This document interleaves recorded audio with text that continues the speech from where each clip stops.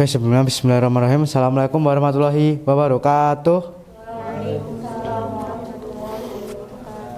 Oke, teman-teman, sebelum lanjut, di sini kan kita mau praktikum ya tuh. Nah, sebelum praktikum kita harus diperhatikan dulu untuk safety lab-nya masing-masing atau keselamatan di lab-nya. Nah, buat yang pertama itu teman-teman udah pada pakai jas lab semua kan? Oke, sarung tangan atau latex. Oke, selanjutnya kemudian masker. Oke, nah dari teman-teman karena udah safety lab udah memenuhi, kita bisa lanjut praktikum. Nah, ada yang udah tahu belum dari bahan-bahan yang di sini? Kira-kira kita mau praktikum apa teman-teman? Oke, bener banget teman-teman. Nah, di sini kita akan praktikum dengan judul penentuan kadar asam asetat cuka dapur melalui titrasi asam basa. Nah, untuk yang pertama mungkin saya jelasin dulu ya untuk tujuan praktikumnya tuh. Nah, untuk tujuannya praktikum sendiri itu menentukan konsentrasi dari molaritas asam asetat yang terdapat dalam sampel cuka dapur menggunakan larutan standar basa. Nah, kemudian untuk dasar teorinya, titrasi asam basa adalah metode analisis kuantitatif untuk menentukan konsentrasi suatu larutan asam atau basa menggunakan larutan lain yang telah diketahui konsentrasinya atau larutan standar. Nah, prinsip dasarnya adalah reaksi netralisasi, di mana ion H+ dari asam bereaksi dengan ion OH dari basa membentuk air, titik di mana jumlah mol asam setara dengan mol basa disebut titik ekuivalen, yang biasanya dideteksi menggunakan indikator pH seperti phenaphthalein, yang akan berubah warna pada titik akhir titrasi menandakan proses harus dihentikan.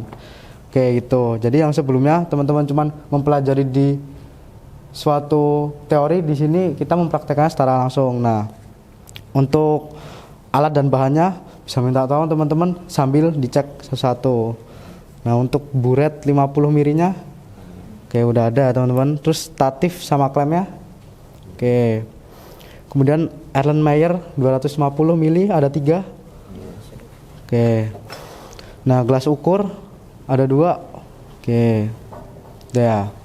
Terus kemudian corong kaca. Oke. Nah, selanjutnya bahan larutan cuka dapur. Oke. Larutan standar NaOH-nya udah belum? Ini ya. Oke, kemudian indikator PP atau phenolphthalein-nya. Nah, selanjutnya ada Aquades. Oke. Nah, di sini kita langsung ke prosedur kerjanya teman-teman. Nah, sebelum prosedur kerja teman-teman di sini bikin suatu skema kerja dulu atau bahkan alur dari prosedur kerja tersebut. Nah, mungkin teman-teman ada yang bawa pulpen nggak? Boleh dibikin dulu.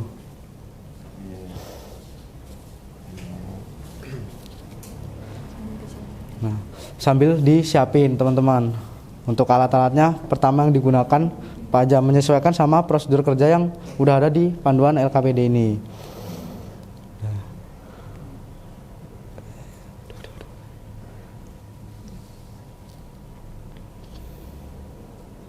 Oke, untuk pertama yang perlu disiapkan apa teman-teman? 10 mili cuka dapur. Oke, cukup 10 mili cuka dapur. Itu diencerkan di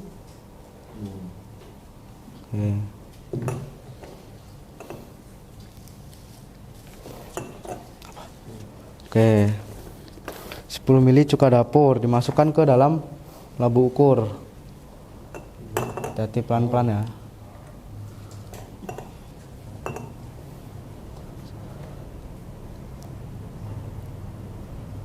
Sambil diperhatikan.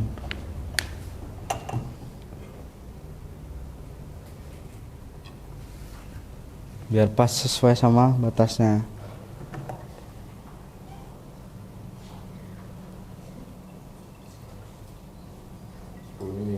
Ya, 10 mili.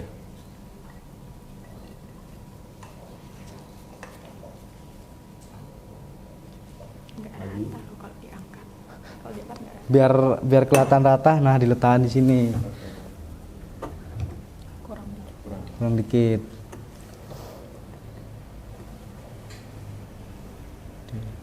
Oke, cukup. Oke. Nah, kemudian ditambahkan aquades sampai tanda batas pengenceran. Tuh.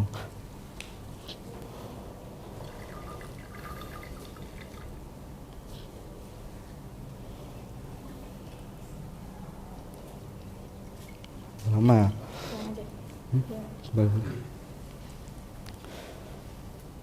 Nah, di sini sambil saya jelaskan ya, teman-teman, kenapa tahu nggak kenapa kita harus diencerin dulu cukanya?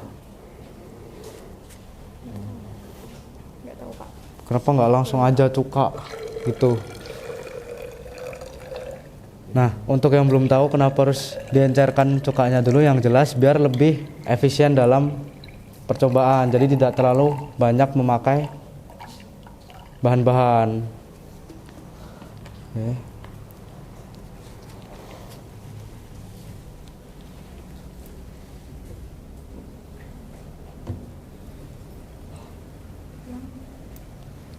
Terus Mas Fatan bisa sambil dibantu Mas Fatan temennya.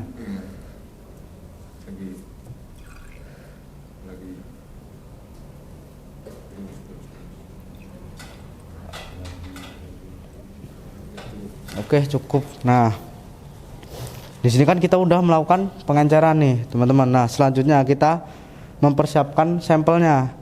Kita cuma ngambil 10 mili larutan cuka yang udah diencerkan tadi, itu dimasukkan ke dalam masing-masing Erlenmeyer. Karena kita titrasinya triplo atau 3 kali percobaan, otomatis di sini kita perlu 3 Erlenmeyer juga. Tiga kali juga. Apa? Ini kan 3 kali juga. Enggak dong, kan 10. Kita ngambilnya 10 mili doang. Di Ya bisa deh kalau pakai ekor doang. iya. Bisa ding. Ini. Gak apa-apa. Ya. Ini. Mas Fatan sambil boleh. Misalkan aja mau apa? Ya.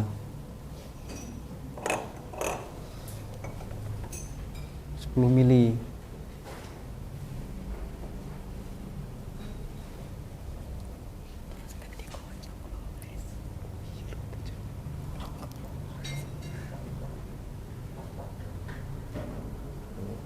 Oh iya. Dikit lagi. Terus. Dikit-dikit aja. Terus. Oke, dikit lagi. Nah, mungkin Mbak Ana bisa sambil dibantu temennya. Oke.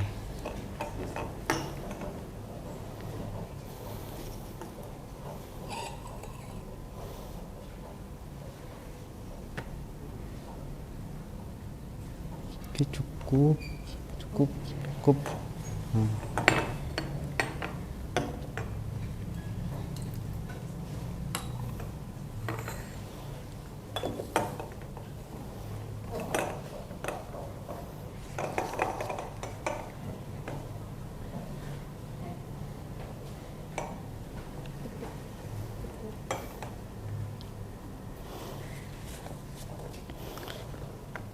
Oke, selanjutnya. Oke, udah belum? Nah.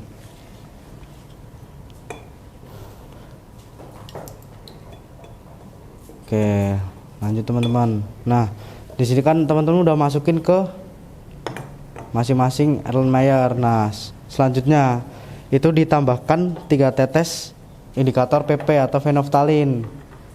Coba sambil dibantu Mas Fatan. Nah, di sini teman-teman tahu nggak tujuannya kenapa dikasih indikator di sini? Itu biar apa gitu? Ya, dia bisa untuk penanda gitu Pak, jadi sampai titik yang akhir gitu. Oke, sebagai penanda untuk titik akhir ekuivalen ya tadi ya, titik akhir titrasi.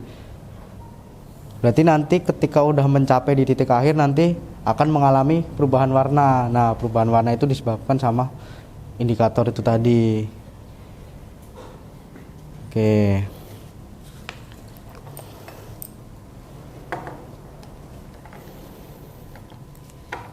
Nah, selanjutnya kita kan udah menyiapkan sampelnya. Nah, kita lanjut ke menyiapkan titrannya.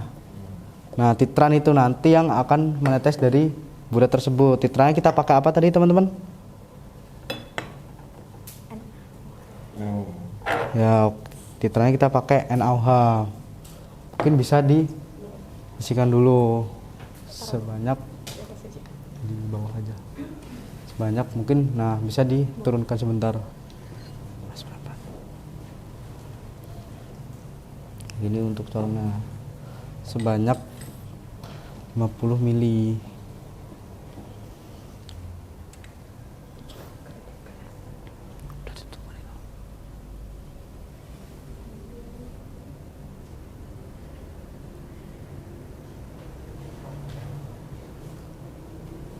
kalau ini Pak 50 50. ya.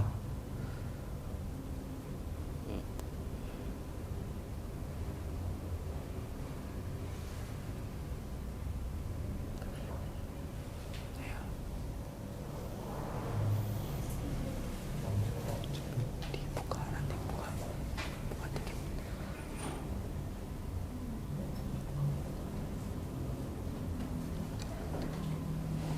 Oke.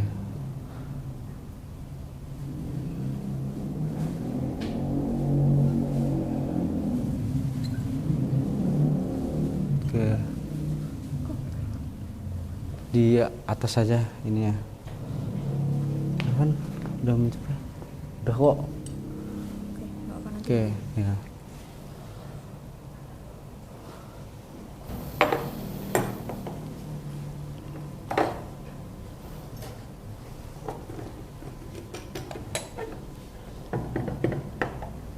Di ini dulu. Nah, ini karena kan di sini ada sedikit kelebihan, nah itu bisa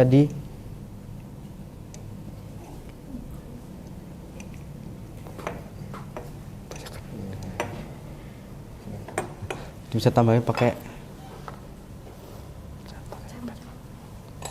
ini Mas Patan ini. Pelan-pelan ya Mas Patan ya. Ya.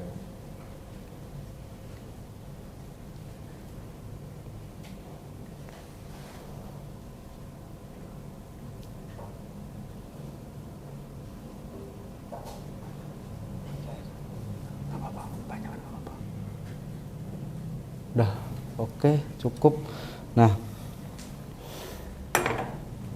selanjutnya teman-teman udah mempersiapkan buret nih, udah masukin titrannya ke buret. Titrannya tadi apa? Sana NaOH.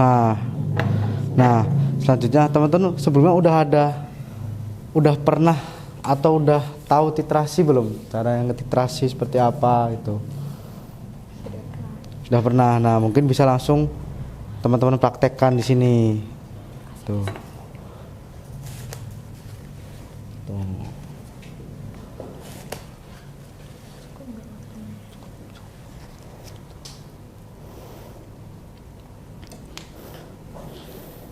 ini volumenya dicatat.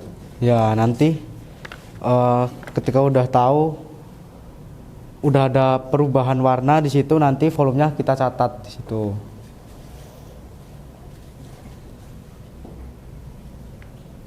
Udah buka belum? Waktunya maju. Pelan-pelan. Tuh. Nah, ini nanti untuk perubahan warna sendiri, biasanya kalau menggunakan indikator PP nanti akan mengalami perubahan dari tidak berwarna menjadi merah muda.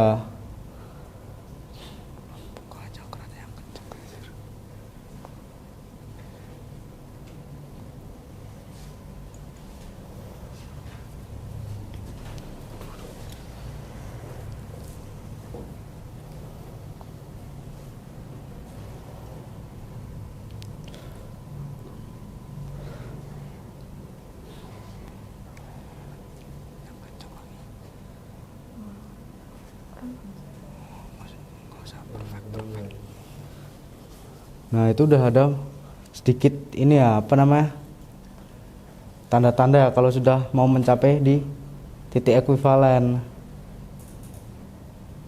Nah, nanti sudah mencapai titik ekuivalennya atau titik akhir titrasinya ketika udah nggak mengalami perubahan warna lagi.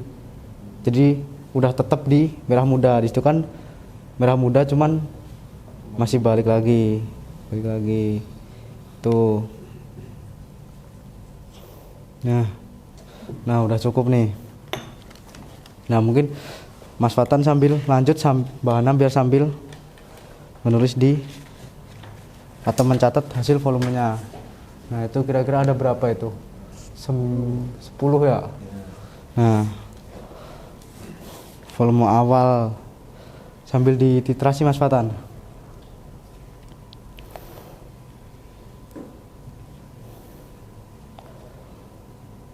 Nah oke.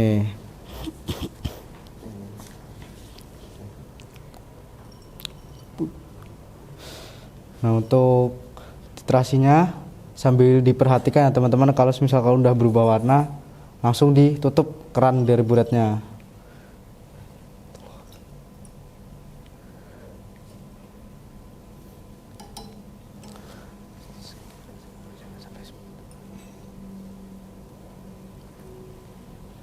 Coba lagi sampai 10.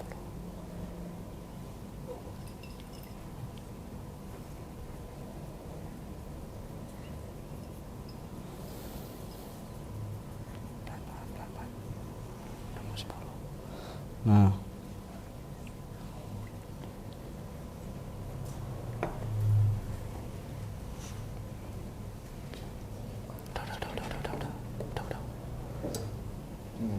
Nah, itu buat yang kedua bisa dicatat itu.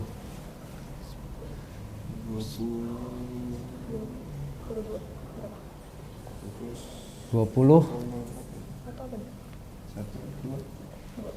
22 berarti bisa ditulis. Ya.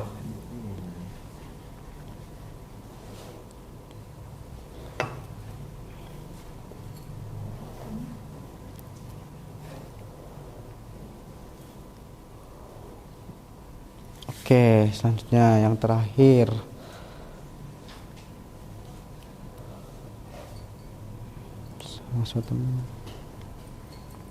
Nah, sambil Mas Fatan mentitrasi, saya pengen nanya nih ke teman-teman nih.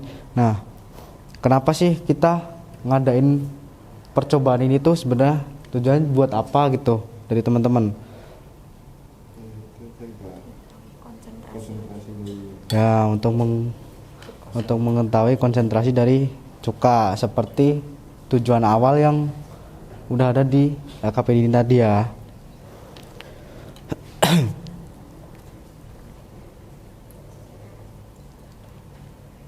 Nah, gunanya buat apa nih percobaan kita nih di kehidupan sehari-hari menurut teman-teman nih?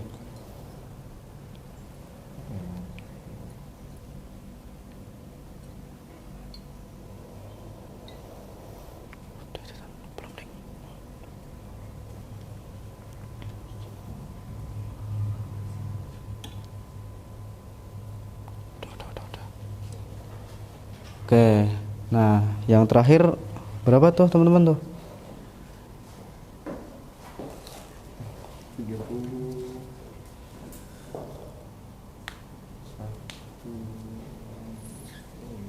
31 di terakhir dong ya, dilurusin dulu Mas Fatan biar enak bacanya.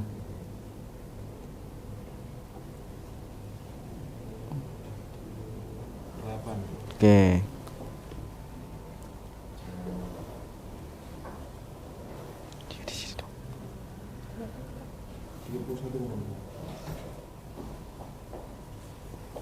Oke, nah teman-teman di sini kan kita udah dapat nih data dari hasil titrasi di sini. Nah, di sini nanti untuk perhitungan teman-teman dalam mencari kadar cukanya buat yang pertama sendiri nanti teman-teman itu ada rumusnya yaitu, nah mungkin untuk teman-teman mencari tahu kadarnya berapa karena nanti di LKPD sudah ada contohnya, nanti mungkin teman-teman bisa mencontoh di LKPD langsung tuh, jadi nanti disesuaikan ada pertanyaan-pertanyaan juga dari situ. Nah dari sini teman-teman udah dapat datanya, nanti tinggal disesuaikan sama soal-soal yang ada di KPD buat menentuin kadar cuka. Nah mungkin untuk praktikum hari ini saya cukupkan, kurang lebihnya saya mohon maaf. Wabillahi taufiq wal hidayah. Wassalamualaikum warahmatullahi wabarakatuh.